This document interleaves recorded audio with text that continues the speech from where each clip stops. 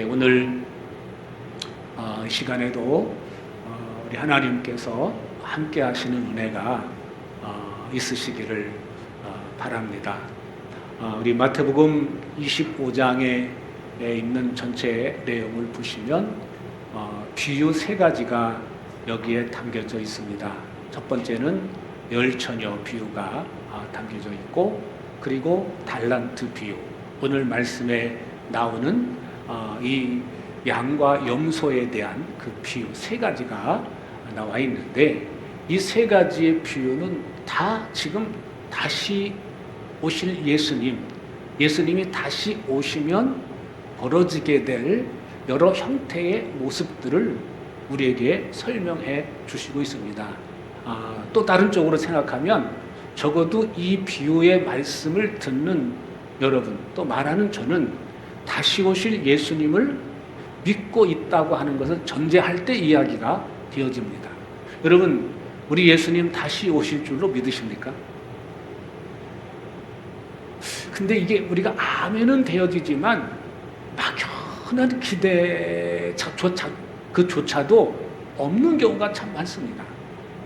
우리가 살다 보면은 예수님 다시 오실 거야 라고 하는 그런 분명한 믿음, 이 주님이 다시 오실 것이라고 하는 확신, 그 믿음을 가지고 사는 사람들의 태도, 자세, 그 마음을 우리가 살펴봐야 되는데, 여러분들이 하루하루 사시면서 다시 오실 예수님에 대한 기대, 또 다시 오실 예수님에 대한 소망, 그리움, 그런 것들이 사실 있으십니까?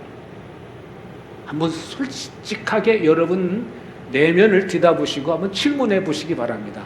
예수님 다시 온다고 그랬는데 오긴 오는 거야? 예수님 다시 오시라고 하는데 그게 확실해? 그게 너무, 그러면 다시 오는데 언제 오실까 막 급하게 어느 날, 어느 때, 어느 시 그거를 따지는 사람은 자칫 잘못하면 너무 그쪽으로 기울어지다 보니까 이단에 빠지기도 합니다.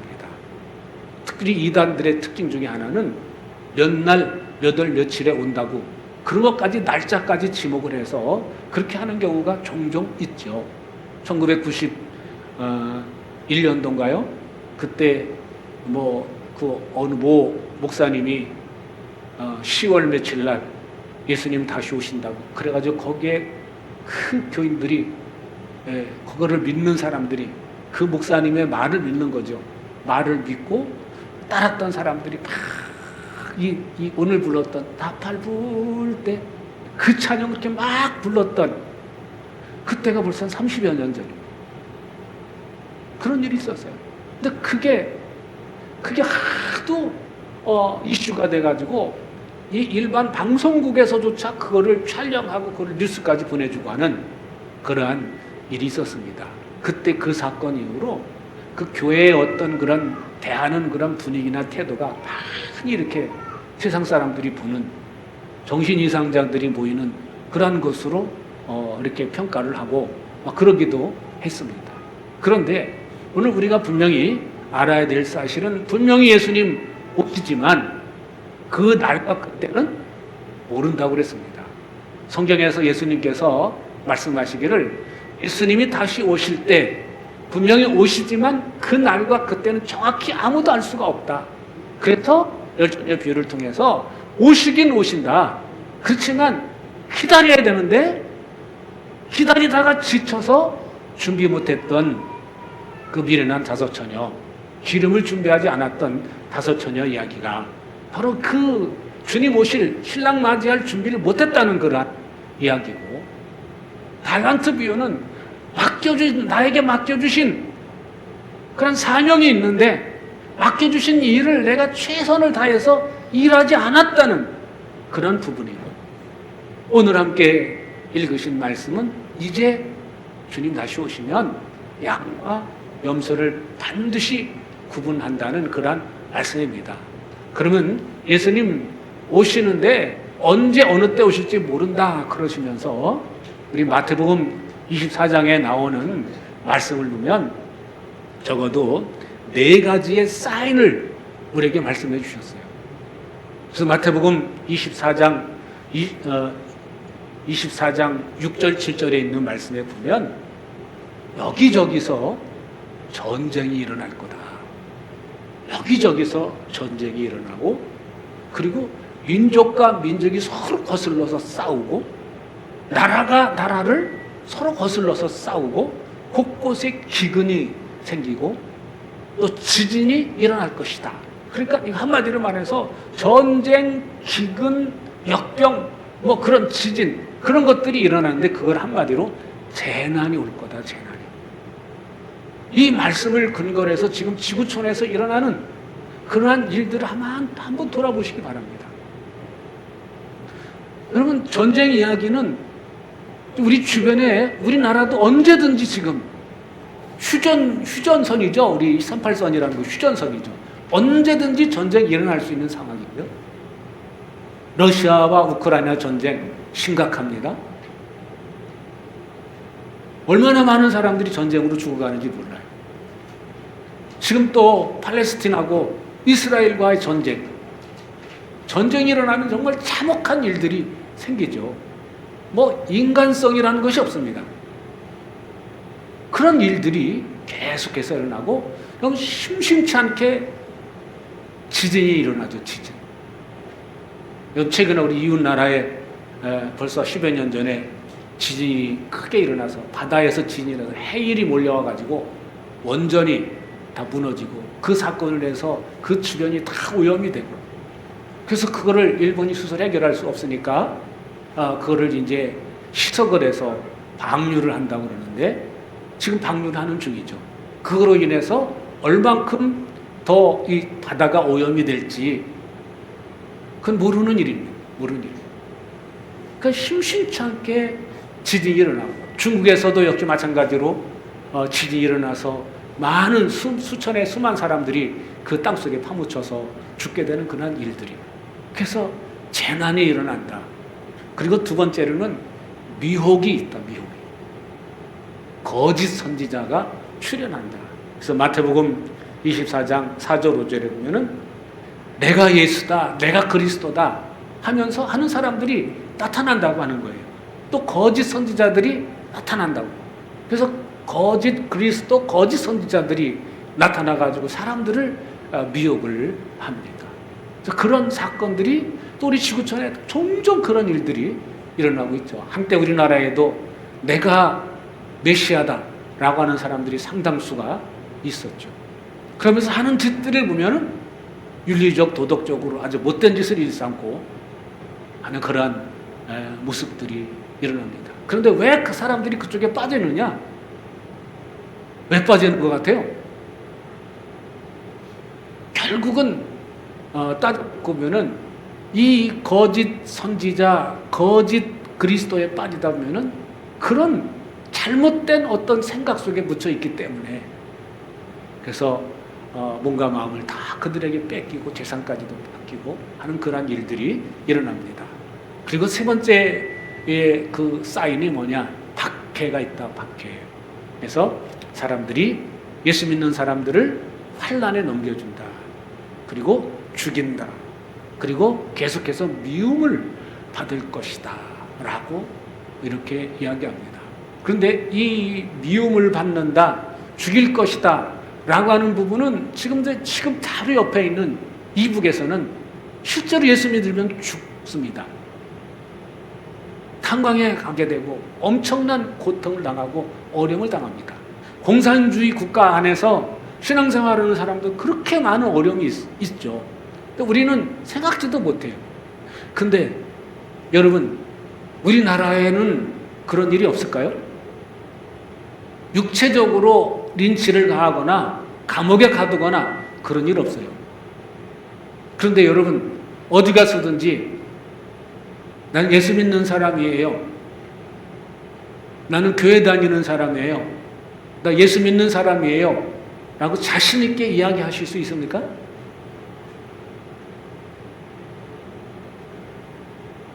예수 믿는다 그러면 이상하게 이상한 눈으로 바라보거나 뭐 그런 거 못 보셨습니까? 그런 거 못 느끼셨습니까? 괜히 미워해요. 교회 다닌다 그러면. 예수 믿는다 그러면 괜히 빈정돼요.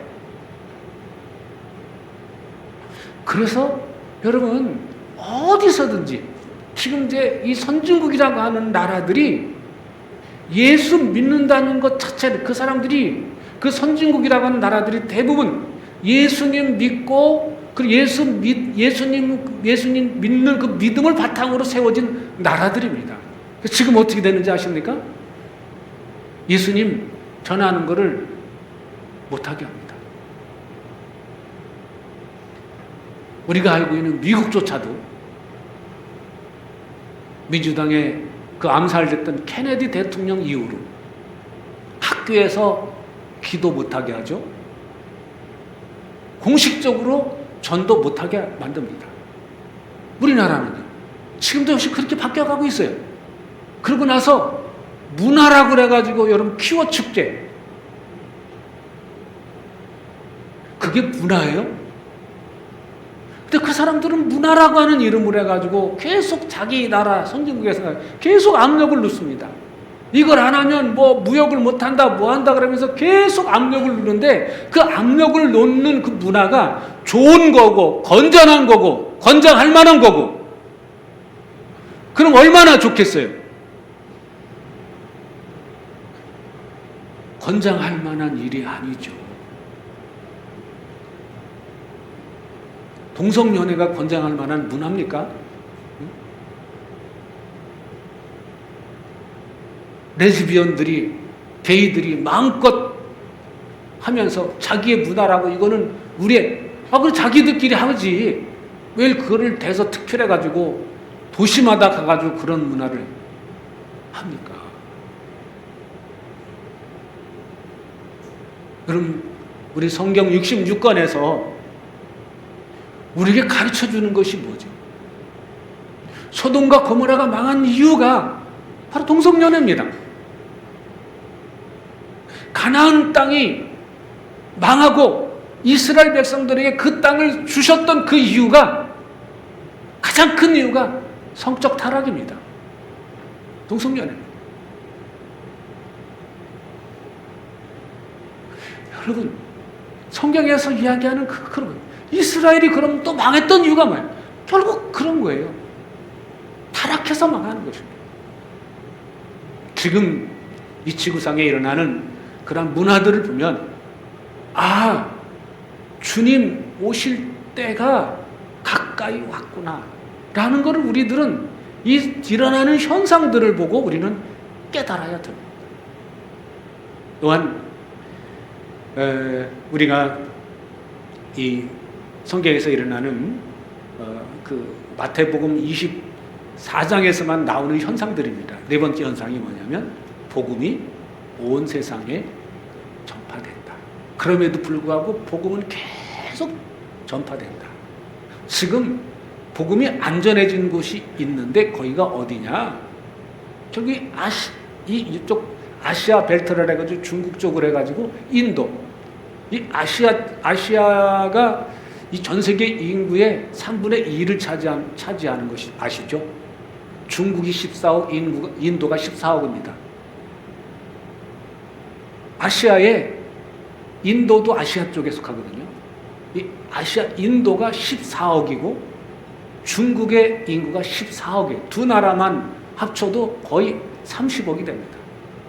지금 이 지구촌의 인구가 80억이라고 얘기를 하는데 이 아시아권의 다 인구들이 그렇게 많이 몰려 있어요. 근데 지금 중국, 인도 그런 나라들이 이 복음이 안전해지는 곳이 하나도 복음을 들어보지 못하는 미전도 종족이라고 하는데 그들이 그렇게 많습니다. 근데 특별히 인도 같은 나라 같은 경우는 한번 저도 갔다 왔습니다만 이 복음을 전하려고 하면 지금은 그래도 괜찮은 것 같아요. 근데 이 인도 정부가 이 공산주의 그 사상을 본받아가지고 인도가 이 종족이 다양한 그러한 종족인데 그게 이제 통합해서 이렇게 하나가 되려면 그 뭐냐? 결국 종교로 하나가 되는데 그들이 그래도 85%가 힌두교라는 거죠. 힌두교. 그래서 그거로 이 종교를, 그 종교를 배경으로 해서 인도를 하나로 만들려고 그러는데, 이 다른 종교들 지금 공식적으로는 비판하지 않지만 기독교를 더 이상 전하지 못하도록, 퍼지지 못하도록 막는 일들을 지금 시작하고 있습니다. 그런 모든 과정들을 놓고 보면 복음이 계속해서 전해지고 있는데, 그런 나라들에 가서 선교사님들이, 또 교회에 또 목사님들, 성도님들이 이렇게 마음을 하나가 돼서 단기로 갔다 오기도 하고, 그래서 많은 사람들이 계속해서 복음을 전합니다. 인도가 지금 예수 믿는 사람들이 3% 미만이라고 그러죠. 지금 그 외에 또 유럽들을 보면 기독교를 바탕으로 세워진 나라이긴 하지만 이 정도 종족화되어져 가고 있고, 그리고 이 인구 문제가 선진국이 되면은 아기를 안 낳으려고 그러는데, 선진국 병 중에 하나가 아이를 안 낳는 겁니다. 나 혼자 잘 먹고 잘 살고 나만 편하면 된다. 결국은 우리나라도 2100년도가 되면은 인구가 지금 5천만이는데 이 절반으로 줄어든다고 그러죠. 저는요, 개인적으로 보면 우리 그런 상황들로 볼 때 지금 유럽이라고 하는, 영국이라는 나라 보면은 그 인구가 절벽이다 보니까 외국 사람들을 받아들이잖아요. 근데 외국 사람들이 다 누구들냐면은 이슬람권에서 태어난 사람들입니다. 그 사람들은요, 그 선진국에 오면은요, 자녀들에 대한 혜택이 점점 좋아져요. 우리나라도 그렇죠, 점점. 우리나라도 점점 자녀들의 혜택이 좋아지고 있어요. 그러면 그래도 안 나요. 혜택이 이렇게 좋아지는데도 안 나요. 자녀 좀 제발 낳으라고. 안 나요. 그럼 반드시 지금 우리나라도 정책이 바뀌어져서 이민청 설치한다고 말하는데 외국 사람들을 합법적으로 받아들여야 되겠다는 거예요. 그러면 여러분, 어느 나라 외국 사람들이 오겠어요? 선진국 사람들이 오겠습니까? 후진국 사람들이 오겠습니까? 근데 후진국 사람들이 오게 되면은 대부분이 후진국 사람들이 이슬람권에 있는 나라들이 많습니다. 그 이슬람권에 있는 사람들이 그들이 종교를 바꾸냐? 하나님의 특별한 은혜가 아니면 쉽게 바꾸질 않습니다. 이슬람의 특징은 정치하고 종교가 하나입니다. 그 가장 그 종주국 중에 하나가 이란하고 사우디아라비아인데 정치하고 종교가 하나예요. 그러니까 아예 태어날 때부터 신분증에, 여러분 신분증에 기독교, 뭐 이슬람 그런 거 안 써 있잖아요. 그 나라는 태어날 때부터 이슬람이라고 써 있는 거죠. 그래서 이런 문제들 하나하나를 우리가 심각하게 생각하고 고민하고 기도하셔야 될 문제입니다. 그래서 저는 제가 몇 개월 전에 설교 시간에 한번 말씀을 드렸습니다만, 우리 기독교인들이, 젊은 친구들이 결혼을 하게 되면 적어도 셋 이상은 가지라는 걸 권장해요. 그래야 우리 기독교인들이 교회 성도들을, 그 숫자를 유지할 수가 있죠.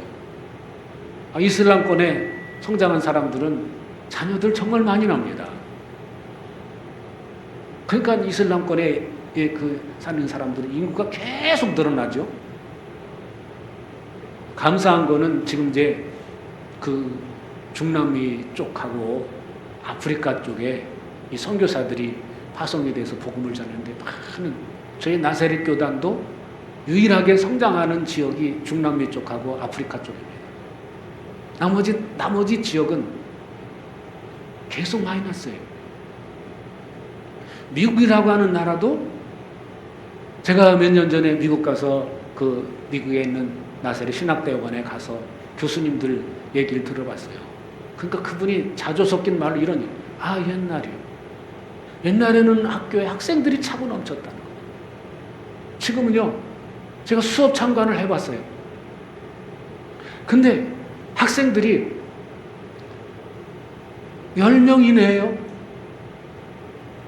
그리고 영상으로 우리나라로 말하는 줌 같은 것으로 그 장소가 너무 머니까 줌으로 그 수업에 참여하는 사람이 2사람 정도.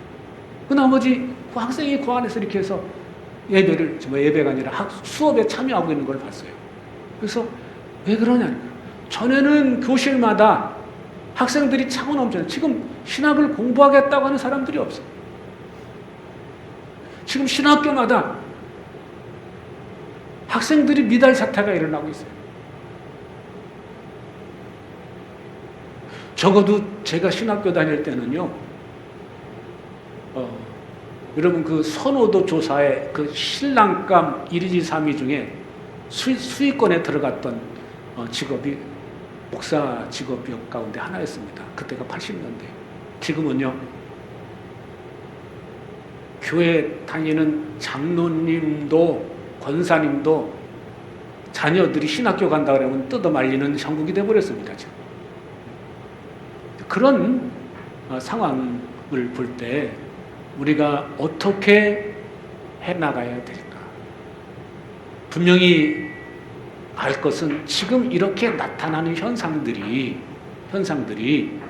주님이 오실 때가 얼마 남지 않았다고 하는 것을 우리에게 말씀해 주시고 있습니다.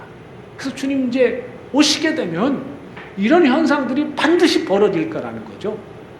나는 나름대로 신앙생활 잘했다고 생각했는데 막상 주님 오셔서 딱 놓고 보니까 너 이쪽에 와, 이쪽에 와. 그리고 양과 염소를 구분한다고 그러죠. 실제로 이 양과 염소의 이야기는 그 당시 그 시대에 낮에는 양이랑 염소랑 같이 논다고 그래요. 같이 낮에는. 밤에는 양과 염소를 갈라놓는다고 그래요. 왜 그럴까요? 염소의 특징은 팍 치받는 특징이에요. 양의 특징은 자꾸 모여드는 특징이 있어요. 그러니까 낮에는 그 양과 염소를 같이 놓고 있는데 그 염소를 두면은 모여있는 꼴을 못 보니까 양들이 모여서 이렇게 막 있으면 막 그냥 염소가 막 뿔을 들고 치받는 겁니다. 그러니까 양들이 흩어지고 막 그러게 만들어요. 왜요? 양들은요 모여있기만 하지 그 가운데 있는 양이 숨 막혀서 죽는 거를 모른대요. 그래가지고 염소가 막 치받아야만이 양들이 흩어져서 숨통을 튈 수가 있대요. 그래서 양과 염소를 같이 기르는데 이 양과 염소를 낮 시간에는 그렇게 놓지만 밤 시간에는 반드시 갈라놓는다고 그러죠. 그 이야기를 하면서 양을 정말 달란트의 비유에서처럼 열처녀처럼 슬기롭게 신앙생활했던 사람, 5달란트, 2달란트 받았던 사람처럼 정말 자기의 맡은 역할이 무엇인지 알고 최선을 다했던 사람들을 양편에 놓고